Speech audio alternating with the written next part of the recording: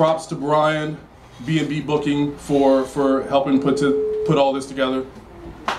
Should I? Yeah. Am I too loud or? No, you're good. Damn mic a little bit. Is this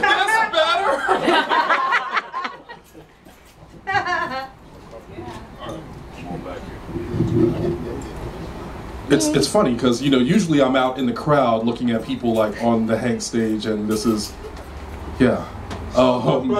But, you know, thanks again to Brian and to Hanks. Thank you to DJ Les Boogie.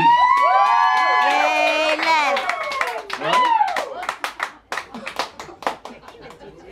As usual, Les is modest. We all know that's one of his more endearing qualities. Later on this evening, there will be a live performance from Miami hip-hop group The Vagabonds, consisting of basically and ER. I've worked with these guys for several years. They are super talented. They're blowing up. And this is one of their very first NYC shows. They performed like all over the country. You know, they're gaining traction like, you know, all over the world basically. But this is, you know, essentially one of their first shows. And we're very lucky to have them here tonight. So, yeah, the Vagabonds will be taking the stage later on this evening. So, as I mentioned, I'm going to read an excerpt from this book. What I'm going to read, I think, will amuse some of you out there. As some of you know, our good friend Sean Toussaint, he's a just brilliant photographer. He's the reason I look so good in my author photo on the back of the book. Last year, an unfortunate incident befell Sean. He lost most of, if not all of his photographic equipment.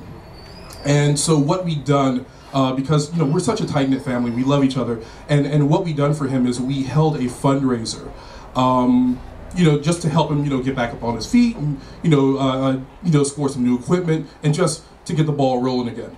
I was able to contribute something to the fundraiser, and my contribution was to name a character in my next work after the winning bidder. And so that's what I'm going to read tonight, is the chapter that introduces this character. It also introduces the novel's love interest, but I just thought that this would be amusing. I thought that all of you would find this kind of funny. And I'm not going to say who the winning bidder is. I'm pretty sure when you hear the character's name, you'll know who I'm talking about. All right?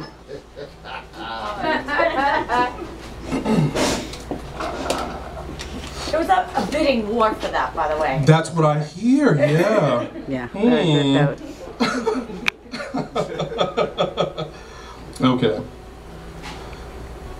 Tuffy Shaw sat in the sumptuous leather passenger seat of the black Range Rover SUV, glaring at her boyfriend through oversized Chloe shades. They were idling at a red traffic light, and he was tapping away at his cell phone. The light turned green. When the vehicle didn't move, the horn from the car behind them sounded off. "Reed," Tuffy said to her boyfriend. He didn't respond. "Reed, I know you hear me." The brother raised his eyes lazily away from his phone and looked at Tuffy. He was a handsome guy, brown-skinned, with rectangular glasses and a small, tight afro.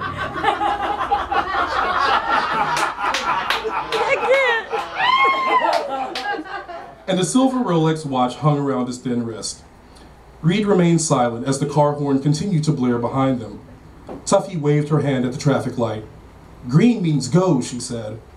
Reed glanced at the light, back at Tuffy, then back down to his phone. Scoffing, Tuffy took her shades off, exposing the angry stare she leveled at Reed. He cut his eyes back at her and broke out into a wide grin. Tossing his phone in one of the center console's open cup containers, Reed gripped the steering wheel and gave the road ahead his full attention. The car behind them was still honking. Tuffy shook her head slowly. "Don't you dare." The light turned yellow, then red.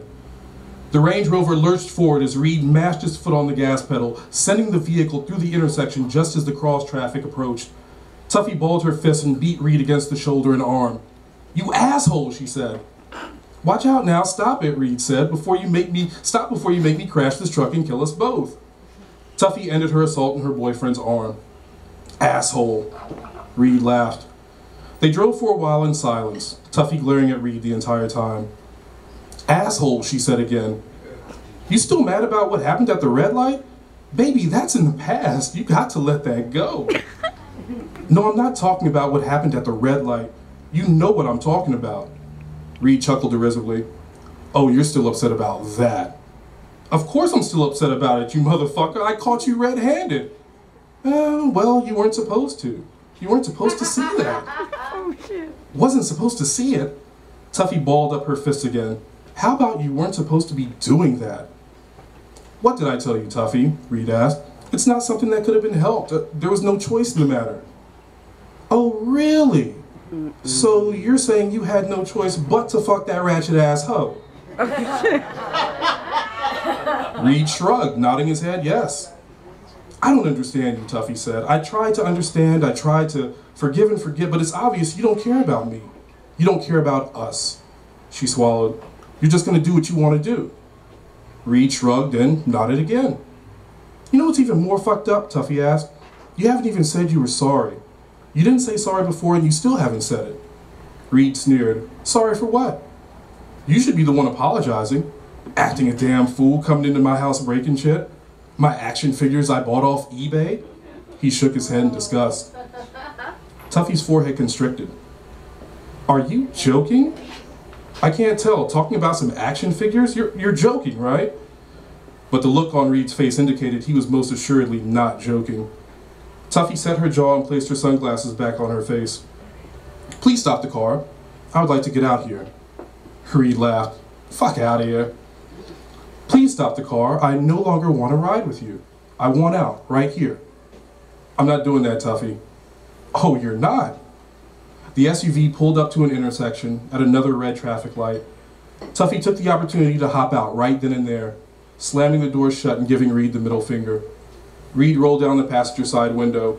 Really, Tuffy, what are you doing? Leave me alone. I'll find my way home from here. You don't even know where you are. Tuffy looked up at the street signs. I'm at Park Avenue and Airways Boulevard. Oh, so you think you're Ferdinand Magellan now? Fuck you, Reed. I said leave me alone. Reed's eyebrows shot up. Fuck me? He reached into the center console and picked up his phone, aiming it at Tuffy. She heard the camera's shutter sound effect, which indicated he was taking her picture. What the hell, Tuffy said. I'm about to put your silly ass on Instagram, Reed said. The car behind him began honking its horn. Looks like the light's green. Green means go. The Range Rover pulled off and sped down the street, kicking up gravel in its wake and leaving Tuffy standing on the corner. Reed! She looked around, taking stock of her surroundings. Behind her was a racing-themed fast food joint. A gas station was located across the street, and on another corner sat a tiny white building with a banner that identified it as a fish market and check cashing establishment.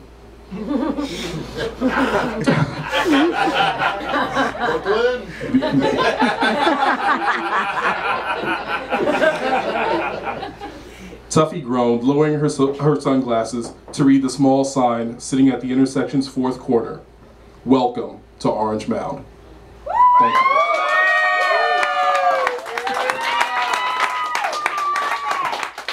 Again, I want to thank everyone for coming out tonight. You guys are amazing.